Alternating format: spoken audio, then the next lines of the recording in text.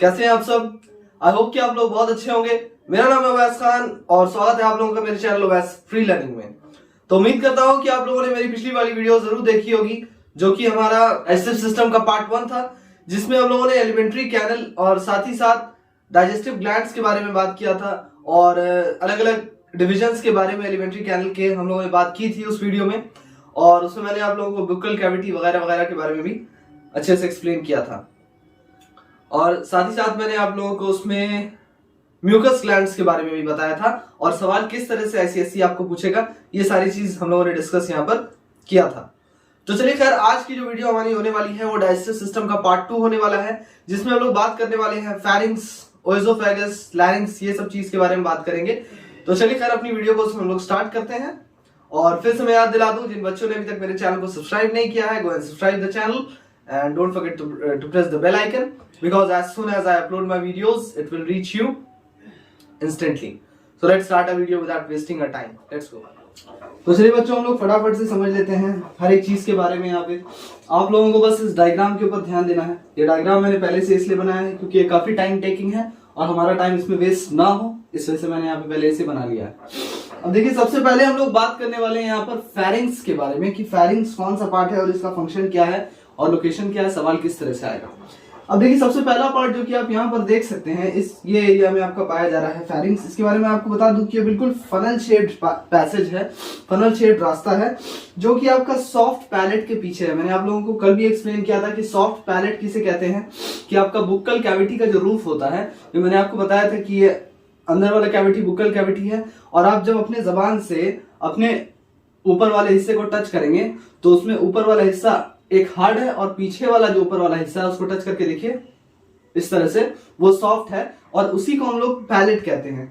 तो मैं यहाँ पे यही बता रहा हूं कि यहाँ पर जो आप लोग फेरिंग्स देख रहे हैं, ये ठीक सॉफ्ट पैलेट के आपका पीछे है, जहां पर फूड चैनल और एयर चैनल यानी कि फूड पाइप और विंड पाइप यानी कि ये ओएसोफेगस जो है, और आपका एक और पाइप होता है यहाँ पर विंड पाइप, जो मैंने यहाँ पे नहीं बनाया है, तो वो जहां पर एक दूसरे को क्रॉस करता है, ये फूड पाइप और एक और पाइप होता है यहाँ पर विंड पाइप, वो दोनों जहां पर एक दूसरे को क्रॉस करता है उसी एरिया पर आपका फेरिंग्स पाया जाता है। यहाँ पर एक और पाइप होता है विंड पाइप, ये दोनों ओएसोफेगस यानी फूड पाइप और विंड पाइप जहां पर एक दूसरे को क्रॉस करता है, उसी पॉइंट को हम लोग कहते हैं, उस रास्ते को कहते हैं फेरिंग्स। ठीक है, अब मैं आप लोगों को बता दूं फेरिंग्स के बारे में कुछ चीजें बच्चों की। फूड चैनल जो है वो नेक में कंटिन्यू होता है जाकर एज ओएसोफेगस, मतलब खाना जो हम लोग खाते हैं तो वो जिस रास्ते से पास करता है, खाना खाएं, ठीक है, उसके बाद वो जिस रास्ते से पास कर रहा है आगे चल के वो ओएसोफेगस में यानी कि फूड पाइप में चेंज हो जाता है, और ओएसोफेगस का दूसरा नाम हमारा फूड पाइप भी है। तो सवाल इस तरह से आ सकता है कि ओएसोफेगस का दूसरा नाम लिख दीजिए, तो ये फूड पाइप है। सवाल इस तरह से भी आ सकता है कि जहां पर फूड पाइप और विंड पाइप, एक और पाइप होता है जिससे हवा पास करता है, तो फूड पाइप और विंड पाइप जहां पर मिलता है उस पार्ट को क्या कहते हैं, उस फनल शेप्ड पैसेज को क्या कहते हैं, तो उस फनल शेप्ड पैसेज को आपका कहते हैं फेरिंग्स। ठीक है, दो सवाल क्लियर है। अब देखिए, एयर चैनल या फिर विंड पाइप जो है वो लैरिंग्स और ट्रैकिया बनाता है। यहाँ पर मैंने नहीं दिखाया उसे। एयर पाइप, यहाँ पर जो एक और पाइप होता है विंड पाइप, वो लैरिंग्स और ट्रैकिया बनाता है। ट्रैकिया विंड पाइप को ही कहते हैं। ठीक है, अब देखिए गुलेट, वो मैंने पहले एक और वीडियो में पढ़ाया भी है आप लोगों को लैरिंग्स के बारे में, जिसको हम लोग आपका वॉइस बॉक्स कहते हैं। अगर सवाल आ जाए कि वॉइस बॉक्स किसे कहते हैं, तो आपका लैरिंग्स को कहते हैं। और लोकेशन फंक्शन सब मैंने पिछले वीडियो में पढ़ाया है, उसे जाकर चेक कीजिएगा आप लोग, रेस्पिरेटरी सिस्टम प्लेलिस्ट में है। अब देखिए, यहाँ पर एक ओपनिंग होता है ओएसोफेगस का। ओएसोफेगस यहाँ पर जहां से स्टार्ट होता है, फॉर एग्जांपल आपका ओएसोफेगस अगर यहाँ से स्टार्ट होता है, तो इस ओपनिंग को हम लोग कहते हैं, क्या कहते हैं इस ओपनिंग को, ओपनिंग ऑफ ओएसोफेगस को हम लोग कहते हैं, यहाँ पे मैं लिख देता हूं, इसे कहते हैं गुलेट। जहां पर ओएसोफेगस का ओपनिंग, जहां पर वो स्टार्ट होता है, उस रास्ते को हम लोग क्या कहते हैं, उस रास्ते को हम लोग कहते हैं गुलेट। तो ये ओएसोफेगस का ओपनिंग है। अब देखिए ग्लॉटिस, उसी तरह से आपका जो ट्रैकिया है, जो विंड पाइप है, एक और यहाँ पर पाइप होता है विंड पाइप। विंड पाइप का जो आपका ओपनिंग होता है बच्चों, उसे हम लोग कहते हैं ग्लॉटिस। अगर विंड पाइप का ओपनिंग पूछ दे, यहां पर सवाल ये बन जाए कि विंड पाइप का ओपनिंग क्या है, तो आप लोग आसानी से लिख सकते हैं ग्लॉटिस। ग्लॉटिस मैं एक चीज और आप लोगों को बता दूं, जब हम लोग खाना निगलते हैं जिस वक्त हम लोग खाना निगल रहे होते हैं, जब फूड यहां से पास कर रहा होता है, तो उस वक्त क्या होता है, उस वक्त एपिग्लॉटिस एक ऐसा दरवाजा है जो कि आपके ग्लॉटिस को बंद कर देता है। यानी कि जब हम लोग खाना निगलते हैं तो वो आपका गुलेट से पास होते हुए, यहाँ पर गुलेट होता है, ओएसोफेगस का ओपनिंग को हम लोग क्या कहते हैं, गुलेट। अभी यहाँ पे मैंने लिखा था, यहाँ पर एक ओपनिंग होता है जिसे कहते हैं गुलेट। तो वो खाना आपका गुलेट से पास होते हुए ओएसोफेगस में चला जाता है, और यहाँ पर एक दरवाजा होता है जिसे हम लोग कहते हैं एपिग्लॉटिस। वो एपिग्लॉटिस आपका बंद कर देता है विंड पाइप के रास्ते को, यानी कि सांस के नली के रास्ते को एपिग्लॉटिस जो है वो आपका बंद कर देता है, जिसकी वजह से वो खाना आपके सांस की नली में नहीं जाता। अगर सांस की नली में जाएगा तो हम लोग सरक जाएंगे, अटक जाएंगे, या फिर सांस लेने में तकलीफ होगी, तो वो खाना आपका विंड पाइप में नहीं जाता है। क्यों? क्योंकि एपिग्लॉटिस उसको बंद कर देता है। यहाँ पे एक वर्ड जोड़ देता हूं, कौन बंद कर देता है? एपिग्लॉटिस। एपिग्लॉटिस जो है वो ग्लॉटिस को बंद कर देता है। एपिग्लॉटिस किसको बंद कर देता है? ग्लॉटिस को बंद कर देता है, जिसकी वजह से खाना आपका विंड पाइप में नहीं जाता है। अब देखिए यहाँ पर एक सवाल आप लोगों को बन सकता है कि give the other name for epiglottis. तो एपिग्लॉटिस का दूसरा नाम मैं आप लोगों को बता दूं, एपिग्लॉटिस का दूसरा नाम अल्वा है। अल्वा बोल रहा हूं, यूविला, ये उसका दूसरा नाम है, यूविला। ठीक है, तो ये आपका एपिग्लॉटिस का दूसरा नाम है। ये एपिग्लॉटिस का दूसरा नाम है यूविला। अब देखिए, ये जो ट्रैकिया का ओपनिंग होता है जिसको हम लोग ग्लॉटिस कहते हैं, मैंने अभी बताया था आप लोगों को कि विंड पाइप का जो ओपनिंग होता है जिसको ग्लॉटिस कहते हैं, उसको एक दरवाजा जो है वो गार्ड कर रहा होता है। ठीक है, और उस दरवाजे का नाम क्या होता है ये पूछेगा। उस दरवाजे का नाम आपका होता है एपिग्लॉटिस, या फिर जिसका दूसरा नाम आपका यूविला भी है। अब देखिए, ये क्लोज कर देता है ग्लॉटिस को जब हम लोग खाना खाते हैं, जिसकी वजह से विंड पाइप में खाना नहीं जाता है, और इसको हम लोग क्या कहते हैं, जो क्लोज कर देता है आपका ग्लॉटिस को, इसको हम लोग कहते हैं एपिग्लॉटिस। उसी तरह से जब हम लोग सांस लेते हैं तो ये खाने की नली को भी क्लोज कर देता है। जब हम लोग सांस लेते हैं तो एपिग्लॉटिस क्या करता है, तो वो खाने की नली को बंद कर देता है। यानी कि यहाँ पे जो पार्ट होता है, जो गुलेट होता है, वो गुलेट को बंद कर देता है, जिसकी वजह से खाना आपका, ये सांस जो है वो आपका विंड पाइप में जाएगा, ना कि इस खाने की नली में जाएगा, फूड पाइप में नहीं जाएगा। अब चलिए फटाफट से हम लोग बात कर लेते हैं ओएसोफेगस के बारे में। स्पेशली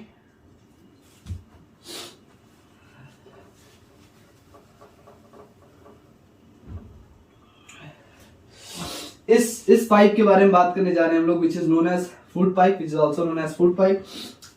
अब देखिए, एक बिल्कुल स्ट्रेट मस्कुलर ट्यूब होता है, ये जो फूड पाइप होता है, जिसका हमारा नाम ओएसोफेगस भी है, और ये 10 इंच लंबा होता है। अगर ये सवाल आ जाए कि ओएसोफेगस कितना लंबा है, तो भैया ये आपका 10 इंच या फिर आप बोल सकते हैं 25 सेंटीमीटर लंबा होता है।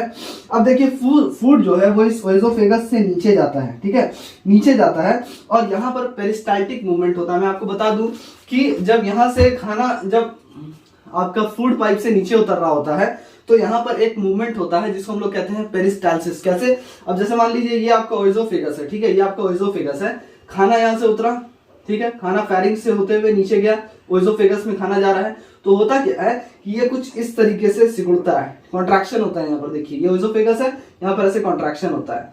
कॉन्ट्रैक्शन जब होता है तो ऊपर वाला पार्ट जो है वो रिलैक्स होता है, और नीचे वाला पार्ट जो है वो कॉन्ट्रैक्ट होने लगता है, जिसके वजह से खाना जो है नीचे की तरफ, मतलब होता है ना, it presses down the food.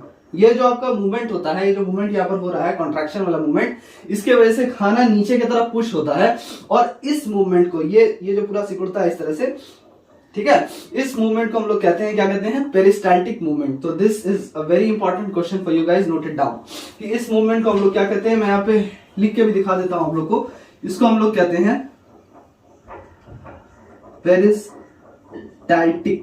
Peristaltic movement इसे कहते हैं। ठीक है, यहां से जो खाना उतरता है, जैसे मैंने भी आप लोगों को बताया। अब देखिए, सिर्फ म्यूकस ग्लैंड जो है वो यहाँ ओएसोफेगस में प्रेजेंट होता है। मैं आपको बता दूं, अगर ये आपसे सवाल बने कि ओएसोफेगस में कौन सा ग्लैंड प्रेजेंट होता है, ओएसोफेगस में सिंपली लिख दीजिएगा, सिर्फ एक ही ग्लैंड प्रेजेंट होता है, जिसका नाम है म्यूकस ग्लैंड। ओएसोफेगस यानी कि फूड पाइप के वॉल्स में आपका एक ही ग्लैंड प्रेजेंट होता है, जो है आपका म्यूकस ग्लैंड, और ऑब्वियसली इसका काम होता है म्यूकस को प्रोड्यूस करना। म्यूकस यानी बलगम, म्यूकस यानी बलगम। अब बलगम को प्रोड्यूस, बलगम भी एक थोड़े मात्रा में बॉडी में होना चाहिए, ठीक है।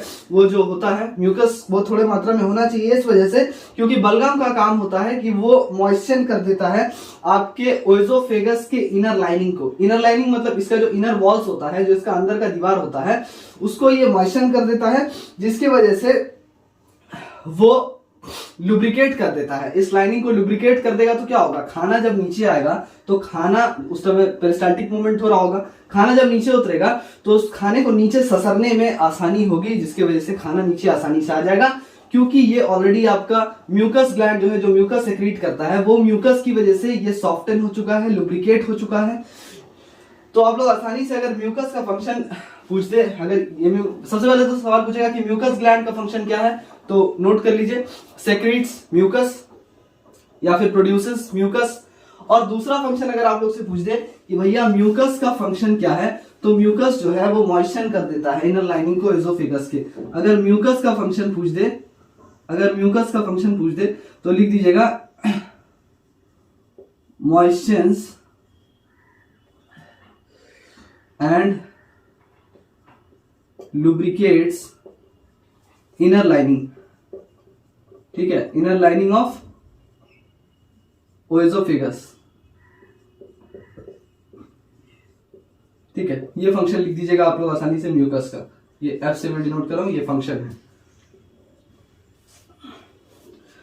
अब चलिए फटाफट से हम लोग बात करते हैं पेरिस्टाल्सिस के बारे में। थोड़ी देर पहले मैंने आप लोगों को बताया था कि पेरिस्टाल्टिक मूवमेंट किसे कहते हैं। तो ये जो मूवमेंट होता है कॉन्ट्रैक्शन वाला इस तरह से, जिसकी वजह से खाना आपका नीचे प्रेस डाउन होता है, उसको कहते हैं पेरिस्टाल्टिक मूवमेंट। अब देखिए पेरिस्टाल्सिस वो वेव को कहते हैं। वेव जानते हैं ना किसे कहते हैं, फिजिक्स में मैंने पढ़ाया था आप लोगों को, वेव कुछ इस तरह से होता है, ठीक है, डिस्टर्बेंस को कहते हैं। तो यहां पर क्या है कि यहां पर एक प्रोग्रेसिव वेव होता है प्रोग्रेस में, जिसमें आपका मस्कुलर कॉन्ट्रैक्शन होता है। ये ओएसोफेगस क्या है, एक मसल ही है ना, ओएसोफेगस जो फूड पाइप है, तो इसका आपका जब मस्कुलर कॉन्ट्रैक्शन होता है जो आपका नीचे की तरफ होता है, that proceeds along the wall of ओएसोफेगस, जो इस पूरे वॉल में आपका पेरिस्टाल्टिक मूवमेंट हो रहा है। तो ये जो आपका प्रोग्रेसिव वेव हो रहा है, इसी को हम लोग कहते हैं, इस वेव को हम लोग कहते हैं पेरिस्टाल्सिस। और इसका काम ये होता है, अगर आपसे पूछ दे कि पेरिस्टाल्सिस का फंक्शन क्या है, तो आप लोग आसानी से लिख सकते हैं pushes the food contents forward. अगर पेरिस्टाल्सिस का फंक्शन पूछ दे, पेरिस्टाल्सिस, पेरिस्टाल्सिस सबसे पहले कहते हैं क्या है, किसे कहते हैं, प्रोग्रेसिव वेव को कहते हैं, मस्कुलर कॉन्ट्रैक्शन को कहते हैं, प्रोग्रेसिव जो कि आपका ओएसोफेगस में हो रहा है। और इसका काम ये होता है कि ये फूड को पुश करता है, पुशेस फूड कंटेंट्स फॉरवर्ड, ठीक है, आगे की तरफ खाने को जो है ये पुश करता है। यही होता है आपका पेरिस्टाल्सिस का फंक्शन। चलिए ठीक है, pushes food contents to move forward भी लिख सकते हैं, 2 ही मार्क्स मिलेगा, कंटेंट्स फॉरवर्ड भी लिख सकते हैं, 2 ही मार्क्स मिलेगा। नाउ विल टॉक, लेकिन एक चीज में कंफ्यूज मत होइएगा कि नेम द फॉलोइंग में अगर आप लोगों को ये पूछेगा कि पेरिस्टाल्टिक मूवमेंट क्या होता है, तो देखिए फूड जो नीचे की तरफ प्रेस हो रहा है उसको हम लोग कहते हैं पेरिस्टाल्टिक मूवमेंट। और अगर यहाँ पे वो मेंशन कर देगा कि प्रोग्रेसिव वेव को क्या कहते हैं, progressive wave of muscular contraction which proceeds along the oesophagus, तो अगर प्रोग्रेसिव वेव टर्म दिया रहेगा नेम द फॉलोइंग में, then you have to write peristalsis. और अगर प्रोग्रेसिव वेव नहीं दिया रहेगा then you can write peristaltic movement, ठीक है। Now will talk about stomach. अब ये वाला पार्ट देखिए, ये ओएसोफेगस नीचे आके किस चीज में तब्दील हो गया है, ये आपका स्टमक में बदल गया है या फिर आगे चल के स्टमक बन गया है। तो स्टमक जो है वो बिल्कुल जे शेप्ड होता है। अगर यहाँ पे सवाल आ जाए आपका, चलिए इन चीजों को हम लोग मिटा लेते हैं। तो आप लोग यहाँ पे देख सकते हैं कि स्टमक जो है ये बिल्कुल जे के शेप का है, ठीक है। इस डायग्राम में फिर भी शायद उतना नहीं लग रहा है, ये देखिए ये जे शेप का लग रहा है ना आपको, थोड़ा सा जे शेप का है। तो अगर स्टमक का ये सवाल आ जाए कि स्टमक का शेप कैसा होता है, so it is J shape, answer is J shape. और अगर इसका लोकेशन पूछे तो देखिए यहाँ पर ठीक ये जो डायफ्रागम है, ये जो डायफ्रागम है, इस डायफ्रागम के ठीक नीचे आपका स्टमक पाया जा रहा है। तो आप लोग आसानी से लिख सकते हैं स्टमक का लोकेशन बिलो द डायफ्रागम। क्या लिख सकते हैं आप लोग यहाँ लोकेशन आप लोग लिख सकते हैं बिलो डायफ्रागम, ये आपका स्टमक का लोकेशन है। देखिए बच्चों, अगर जब भी आप लोग लोकेशन याद कीजिए, मैं आप लोगों को यही रिकमेंड करूंगा कि हमेशा डायग्राम को देखकर लोकेशन याद कीजिए, तो कभी भी आप लोग के जहन से जो है वो उतरेगा नहीं, ठीक है। अब देखिए ये तो जे शेप होता है, डायफ्रागम के नीचे होता है। अब जो स्टमक वॉल का जो लाइनिंग होता है उसमें जो है बहुत सारा गैस्ट्रिक ग्लैंड होता है। ये स्टमक वॉल का जो लाइनिंग होता है, ये जो इसका वॉल है, अंदर का जो दीवार है, तो ये जो आपका लाइनिंग है इसमें बहुत सारा आपका क्या होता है, इसमें बहुत सारा क्या होता है, गैस्ट्रिक ग्लैंड होता है। इस वॉल में क्या होता है आपका, गैस्ट्रिक ग्लैंड होता है आपका यहाँ पर इसके अंदर के वॉल में।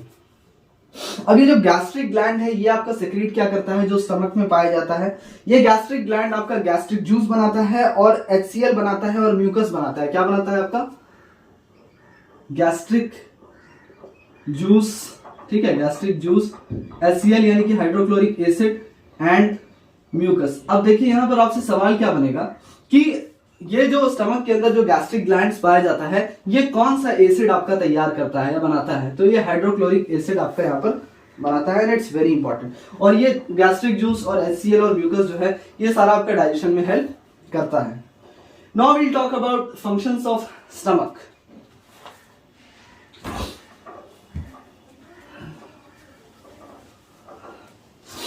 अब देखिए बच्चों, कम से कम आप लोगों को 2 फंक्शन जरूर याद रहना चाहिए स्टमक का। सबसे पहला फंक्शन ये है कि ये 4 से 5 घंटे तक जो है वो खाने को स्टोर करके रखता है until it is partially digested। जब तक वो पार्शियली डाइजेस्ट नहीं हो जाए तो 4 से 5 घंटे तक जो है वो खाने को जो है टेम्पररीली स्टोर करके रखता है, ठीक है, टेम्पररीली स्टोर्स फूड। कितने देर के लिए, 4 से 5 घंटे के लिए। दूसरा फंक्शन उसका ये है कि ये गैस्ट्रिक जूस सेक्रेट करता है। अभी मैंने आप लोगों को बताया था कि ये gastric juice hydrochloric acid secrete करता है, म्यूकस सेक्रेट करता है। अब ये जो गैस्ट्रिक जूस सेक्रेट करता है वो आपका प्रोटीन्स में और स्मॉल अमाउंट्स ऑफ फैट्स, ये जो आपका गैस्ट्रिक जूस सेक्रेट करता है, सेक्रेट्स गैस्ट्रिक जूस, GJ से डिनोट कर रहा हूं, गैस्ट्रिक जूस, विच हेल्प्स, ठीक है, which helps in protein and small amount of fats breakdown। तो ये प्रोटीन और फैट्स के ब्रेकडाउन में हेल्प करता है। इसका 2 फंक्शन है। तीसरा फंक्शन ये है कि ये वाटर सॉल्युबल फूड्स जैसे कि शुगर हुआ, जैसे कि अल्कोहल हुआ, water of A soluble food जैसे कि आपको जो मिल जाता है, घुल जाता है, जैसे कि शुगर, अल्कोहल या फिर सर्टेन ड्रग्स की अगर हम बात करें तो इसको स्टमक वॉल जो है, स्टमक का जो अंदर का इनर वॉल होता है वो अब्सॉर्ब कर लेता है। अब यहाँ पे मैंने थोड़ी देर पहले आप लोगों को बताया था कि स्टमक जो है उसमें हाइड्रोक्लोरिक एसिड बनता है। तो अगर ये सवाल पूछ दे आपसे कि स्टमक में जो आपका हाइड्रोक्लोरिक एसिड बनता है तो ये हाइड्रोक्लोरिक एसिड का काम क्या है, मैं बता दूं कि हाइड्रोक्लोरिक एसिड आपका बैक्टीरिया को मार देता है जो स्टमक के अंदर खाने के साथ आ गया है। तो यहां पर ये क्या प्रोड्यूस करता है, ये प्रोड्यूस करता है आपका HCl, और HCl आपका क्या करता है, बैक्टीरिया को किल कर देता है, बैक्टीरिया को किल कर देता है जो आपका खाने के साथ पेट में आ गया है। तो स्टूडेंट्स, मैं उम्मीद करता हूं कि आप लोगों को आज की वीडियो मेरी पसंद आई होगी। इस वीडियो में हम लोगों ने बात किया है आज फेरिंग्स के बारे में, ओएसोफेगस के बारे में, और साथ ही साथ हम लोगों ने स्टमक के बारे में भी बात किया है विच इज जे शेप्ड, और इनके फंक्शंस और लोकेशंस के बारे में हम लोगों ने साथ ही साथ बात किया है कि किस तरह से ICSE जो है वो सवाल आपको करेगा, या फिर आप CBSE के भी हैं तो कोई मैटर नहीं करता है किस तरह से ICSE CBSE में आपका सवाल आएगा, मैंने आप लोगों को बताया है। तो खैर चलिए हम लोग अपनी अगली वीडियो में मिलते हैं इंशाअल्लाह ताला, और उसमें हम लोग बात करेंगे आपका स्मॉल इंटेस्टाइन और लार्ज इंटेस्टाइन के बारे में विस्तार से, along with the diagrams and all. So let's meet in our next video. Till then, goodbye and take care. Allah Hafiz.